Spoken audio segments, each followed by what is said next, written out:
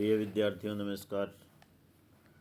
आज हम लोग पढ़ेंगे बीए पार्ट फर्स्ट के अंतर्गत पेपर सेकंड में के पाठ्यक्रम में निर्धारित भारतीय संस्कृति के तत्व के अंतर्गत प्राचीन भारत के प्रमुख शिक्षा केंद्रों का विवरण। प्राचीन भारत में शिक्षा प्रदान करने के प्रमुख केंद्र गुरुकुल सर्वत्र विद्यमान थे। उस समय शासन व्यक्ति या समाज की ओर से स्थापित एवं संचालित आधुनिक विद्यालयों जैसी संस्थानों का प्रचलन नहीं था। बौद्ध धर्म के विस्तार के उपरांत विद्यालयों जैसी संस्थाओं का प्रादुर्भाव हुआ। इस धर्म में भिक्षु तथा भिक्षुणियों के लिए विशिष्ट शिक्षा पर बल दिया जाने लगा। इस हेतु बौद्ध विहार ही सर्वाधिक उपयुक्त है, अतः वे शिक्षा के केंद्र बन गए। कालांतर में अनेक विहारों में विद्या के सभी विषयों का पठन पाठन प्रारंभ हो गया और ये सभी के लिए खोल दिए गए। इनके अनुशासन और नियम हिंदू शिक्षण व्यवस्था के आधार पर ही थे। इन विहारों और मठों का उत्कर्ष राजगृह, वैशाली, श्रावस्ती, कपिलवस्तु आदि में हुआ। इस युग के कुछ प्रमुख विहार इस प्रकार हैं: श्रावस्ती में जैतवन, कपिलवस्तु में निरोधग्राम, वैशाली में कुटागारशाला तथा आम्रवन, राजगृह में वेणुवन, यष्टिवन और शीतवन। इन विहारों के अतिरिक्त अनेक संघारामों का भी विकास हुआ, जहाँ आध्यात्मिक चिंतन हुआ करता था। इस काल के शिक्षा केंद्रों का प्रबंध किसी विशिष्ट विद्वान के निर्देशन में होता था, जो कि समिति के सदस्यों द्वारा चुना जाता था। वह प्रबंधक अपने ज्ञान और विद्वता में अग्रणी होता था। वहाँ के प्रधान आचार्य के प्रबंध में सहायता प्रदान करने के लिए कई समितियाँ होती थी। शिक्षा समिति के प्रबंध के अंतर्गत विभिन्न पाठ्यक्रमों का निर्धारण और व्यवस्था का नियोजन होता था। प्रबंध समिति के अंतर्गत शिक्षा संस्थाओं की प्रशासनिक व्यवस्था, कार्यकर्ताओं की नियुक्ति तथा भवनों का निर्माण आदि सभी कार्य होते थे। इस प्रकार की शिक्षा संस्थाओं की आर्थिक स्थिति धनी मनी और संपन्न राजाओं और श्रेष्ठियों के दान पर निर्भर करती थी।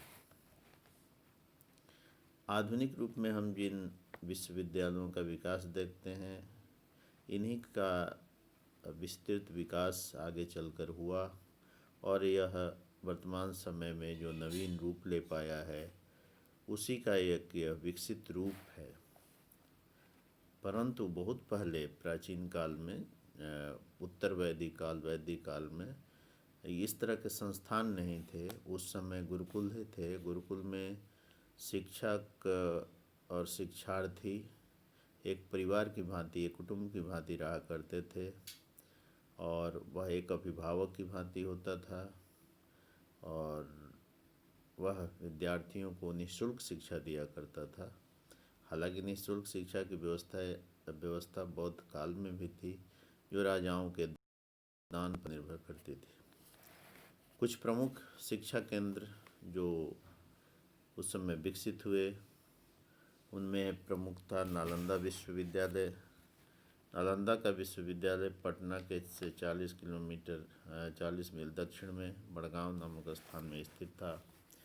इसके नामकरण के विषय में विभिन्न धारणाएं हैं। कुछ विद्वानों के अनुसार यहाँ पर कमल दलों की अधिकता थी, इसी से नालंद कहा गया। कुछ इसके नाम की व्याख्या करते हुए कहते हैं न अलम ददाति इति नालंदा था, जहाँ किसी भी समय अध्ययन को विश्राम न मिले, इस कारण से इसे नालंदा कहते हैं। प्राचीन भारत में नालंदा विश्वविद्यालय का महत्वपूर्ण स्थान था। भगवान बुद्ध के जीवन से संबंधित यह स्थान अति शीघ्र ख्याति प्राप्त शिक्षा केंद्र बन गया। यहाँ बौद्ध धर्म और दर्शन की शिक्षा के अतिरिक्त अन्य बहुत सी विषयों की शिक्षा दी जाती थी। इसे शिक्षा केंद्र का स्वरूप देने का प्रयास दानी गुप्त तथा कुमार गुप्त प्रथम ने किया, जिसका शासनकाल 414 से 455 ईस्वी माना जाता है।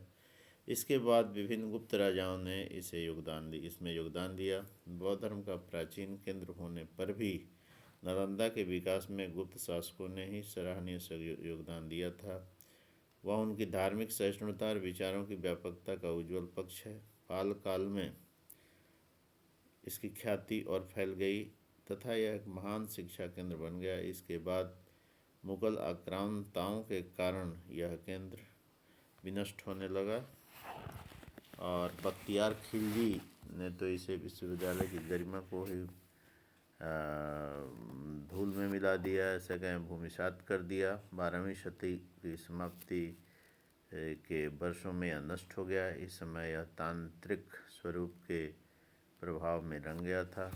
पुरातत्व विभाग के उत्खनन तथा इससे संबंधित बौद्ध ग्रंथों के प्राप्त विवरणों को मिलाकर नालंदा के भवन तथा शिक्षा की विभिन्न व्यवस्थाओं के संबंध में कुछ सीमा तक व्यवस्थित ज्ञान प्राप्त होता है। चीनी यात्रियों के ने इस विषय में विशेष रूप से विवरण दिया है। उत्खनन के आधार पर ज्ञात होता है इस विश्वविद्यालय का क्षेत्रफल 1 मील लंबा और आधा मील चौड़ा था। इसके चारों ओर एक चार दीवारी थी और मध्य में विभिन्न राजाओं द्वारा निर्माण किया हुआ विहार था। इसके भवन 4 भागों में विभक्त थे: विद्यार्थियों के आवास, विद्या अध्ययन के भवन, पुस्तकालय के कक्ष और धार्मिक भवन। यहाँ इस प्रकार के खंड, अलग अलग खंड बने हुए थे। यहाँ अनेकानेक विहारों का निर्माण किया गया। कुछ विहार तो काफ़ी बड़े और भव्य थे, जिनके गगनचुंबी शिखर अत्यंत आकर्षक थे।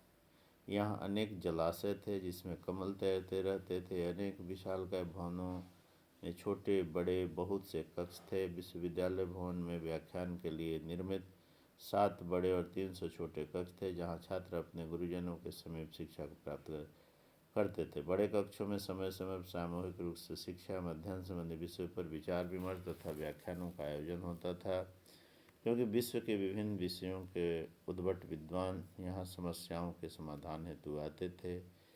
यहाँ पर विद्यार्थी छात्रावासों में रहते थे। प्रत्येक कोने पर कूपों का निर्माण किया गया था। विद्यार्थियों के वास के लिए कम से कम 2 मंजिल ऊंचे कई विहार थे।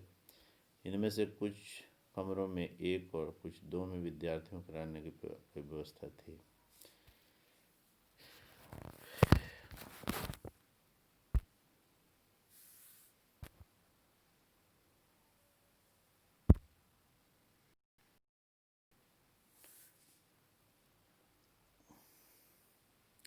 जब चीनी यात्री सिंह भारत आया उस समय नालंदा में छात्रों की संख्या 3000 थी, किंतु ह्वेन-त्सांग के समय बढ़कर 10,000 हो गई। यहाँ लगभग 1500 शिक्षक थे। 1000 तो सूत्र निकायों में 10 तथा शेष 500 अन्य विषयों में। इस विश्वविद्यालय का प्रधान कुलपति शिलभद्र था, जो अनेक विषयों में पारंगत था।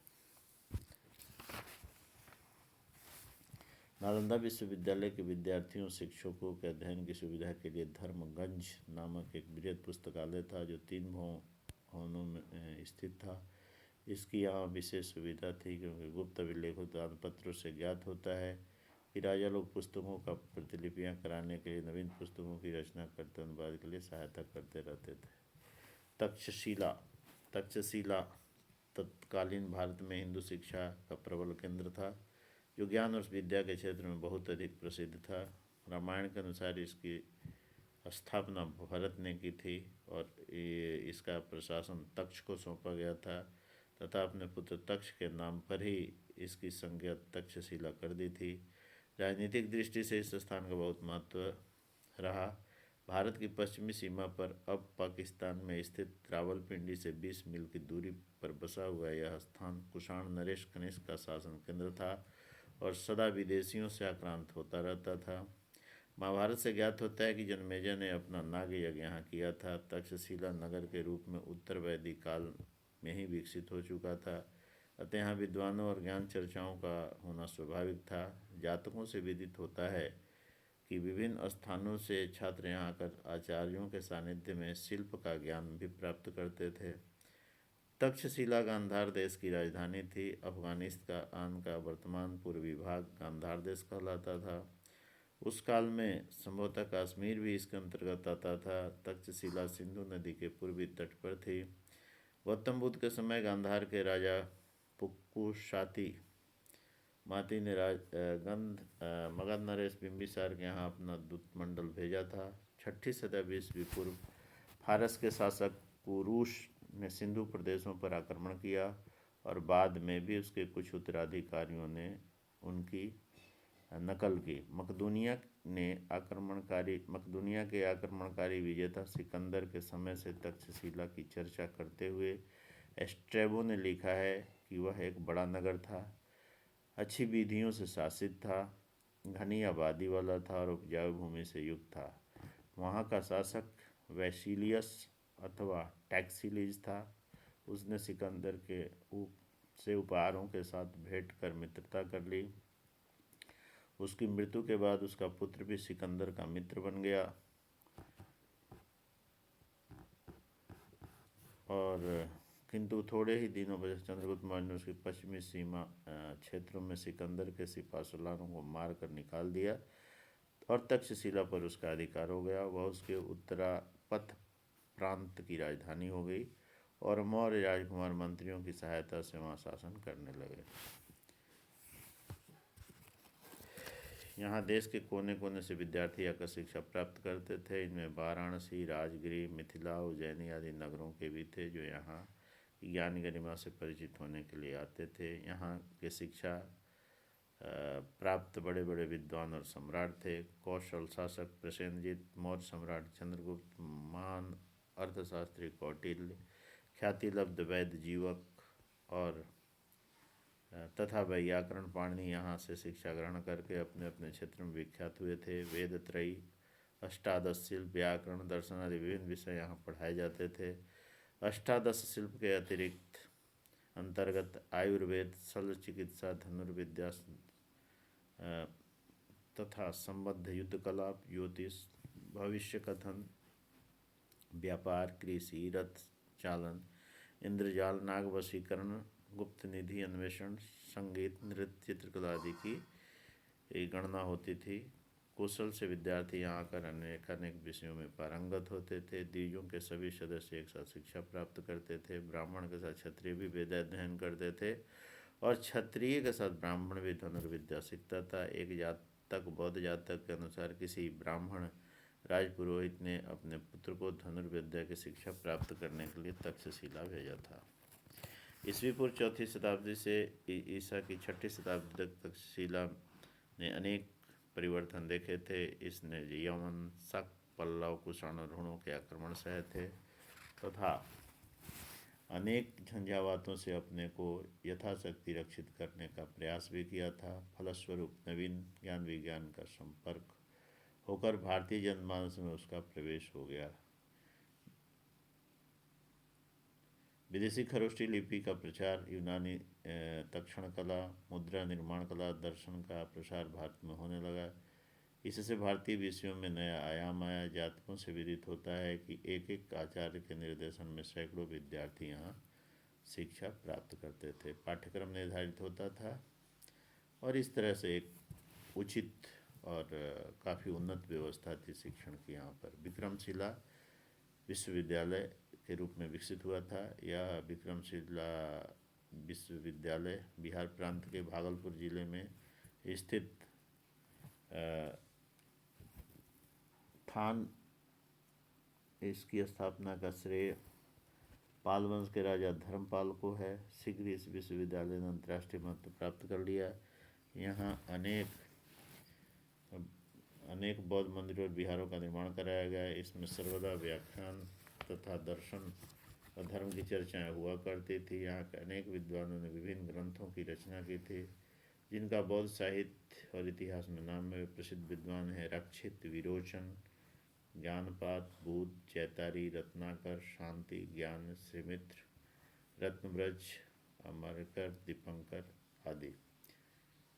यहाँ बौद्ध धर्म और दर्शन के अतिरिक्त न्याय, तत्वज्ञान, व्याकरण आदि की शिक्षा दी जाती थी। यहाँ का पुस्तकालय बड़ा समृद्ध था जहाँ छात्रों की सुविधा के लिए पुस्तकें उपलब्ध की जाती थी तथा इसकी जिज्ञासाओं का समाधान किया जाता था। शिक्षा समाप्ति के बाद विद्यार्थी को उपाधि दी जाती थी जो उसके विषय की दक्षता का प्रमाण मानी जाती थी।